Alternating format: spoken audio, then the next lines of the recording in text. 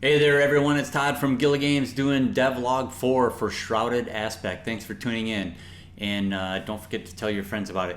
So, on the last one, I set up a new project and kind of went through the new Unity 3D project. And I've actually done a lot of work on the game since I started making these devlogs.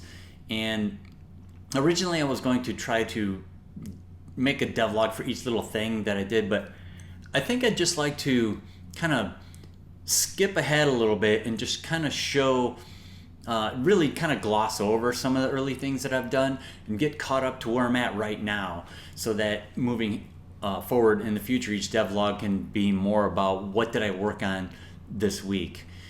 So let's get started here. The first thing I did when I started the project, after I got the project started, was I wanted to figure out how the terrain of the maps is going to work, because it has to be, it's going to be in 3D this time. So even though most of the action takes place on flat ground, there can be some hills. There has to be some terrain that's sunken in so that water can be at that level. But I also needed to be able to turn on the hex grid to be able to see the hex grid on the ground every once in a while, so people could aim or target, move around, whatever. So it was kind of a toss-up. Like, do I make custom meshes like in Blender and actually model each scenario as a mesh in Blender and then texture that? Or do I use the terrain system, the Unity terrain system? And I ended up going with the terrain system for a couple reasons. Mainly because it is a lot better for texturing with different textures overlapping each other and keeping a high resolution. You can have a lot of different textures layered, and it's built in to do that. And it also handles detail meshes like for grass and things like that really well. The grass is handled by GPU acceleration. The mesh is GPU accelerated, so it can move around a little bit like it's swaying in the wind, and it doesn't slow down the performance of the game noticeably at all. So I decided to go with that, and so this is kind of what I got right now. I set up a terrain and created a bunch of texture layers here for painting. And in the original game, there's a terrain ID for each type of terrain that the tile is.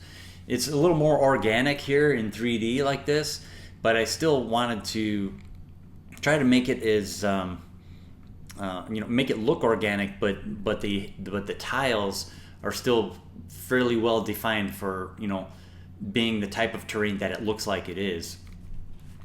So I had to create these layers for all the different types of terrain that the game supports, and I'm still missing a few here. I probably need to add snow, maybe a couple different ones of snow, but besides that, it should be pretty complete. And if you've ever used Unity's layer system, terrain system, all you do is you go into paint mode, pick the layer you want, and you can just start painting. And here's put some stone in here, and of course you can change the size of the brush, and say I want to have a brick path. Let me zoom in on this a little bit. You can kind of see that. So it's really easy to do. And then what I have in the game is when the game starts up and loads a scenario, it goes through where each of the hexes lies within the terrain, and it can detect which of those textures is the most prominent in that spot, and then that tile is considered that kind of terrain. And of course that matters, because when it comes to pathfinding, the type of terrain that you're walking over affects the movement cost. So you can move faster over things like brick and cement than you can over mud and deep grass, and so on. The drawback that I found with using the Unity terrain system is you can't just overlay like a grid system as a texture. it just doesn't work. It doesn't support it. So the next thing I thought of was, well, let's try using a projector. They call them projectors, where you can basically set up a texture that projects like a decal onto another object, and that also doesn't work with the terrain system. So I was kind of stuck, and I Googled around, and I found an asset on the Unity asset store called Terrain Grid System, and that works pretty good. You can kind of see down here, there is a hex grid on the screen there. Let me try it out. So I can turn it on or off. And it's very, very hard to see in the scene view. The lines are not the same thickness as what they look like in the game view. And if you're in not isometric view, then they get like too thick. So they go from being too thin to too thick. But so to help with that, with putting things in the right spot on the map, I created my own hex grid guide, which is basically just a plane with this texture on it, and then repeated, tiled. And when I turn this on, it doesn't look right because it's actually sitting above the ground here by quite a bit. But if I look straight down in isometric view, now I can see exactly where the hexes are. So it's easy. Once I get something positioned on the ground, like say this rock, or maybe this rock, then I can just grab it and put it on whatever tile I want visually by looking at this.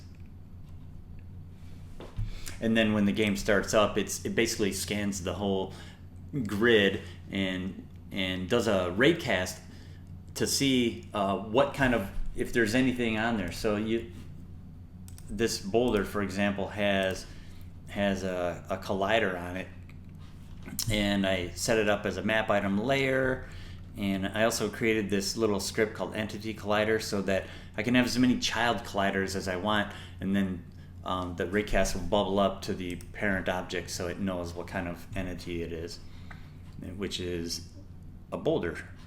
I already had pathfinding written. I already had the entire hex grid system written, all the functions that are needed and everything, including pathfinding. The terrain grid system actually comes with pathfinding functions, but it's super generic, and I mean it would probably work really well if I hadn't written my own thing already, but my own code has so many special cases for handling different things about the characters that are moving and the terrain that they're on, and even some game logic, that I just decided that I'll just keep my own pathfinding and only use the visuals for the terrain grid system, because not only does it show the hexes, but it can also show, you can color in the hexes to any color you want. These blue things right here, these are actually starting tiles. I created a model in Blender, this hex model, with an arrow pointing in one direction. And this is something that's only used as a visual guide, the arrow especially, to know which direction it's facing. So if I can put down as many starting tiles as I want on these tiles, and then when the game starts up and it scans the map, it detects, okay, there's a starting tile here, and this is the direction it's facing, so that when somebody clicks to choose what tile they want to start on, it faces the character in that direction. Let me run this real quick and just kind of show that. So here's the starting tiles, and you don't see the arrows here. It's just a built-in thing. And I think in this scenario, everybody's facing that direction. But the arrows are designed to make it so that when you place your characters down, they're facing the enemies by default. And the direction that the characters face in this game don't really matter. It's just a visual thing. There is no like attacking somebody from behind or anything like that. Line of sight is going to be in any direction where you're standing, not just the way you're facing. If you attack a character, another monster that looks like it's behind you, your character will immediately turn around and attack it with no penalties. I also added a package, an asset for Fog of War, which you can't see in edit mode, but let me run it again. And it's a volumetric fog package, and you can see how the area where you start is clear and everything else around it is black or a very dark gray. And as soon as you have a character moving, it starts to clear the area that he's moving in.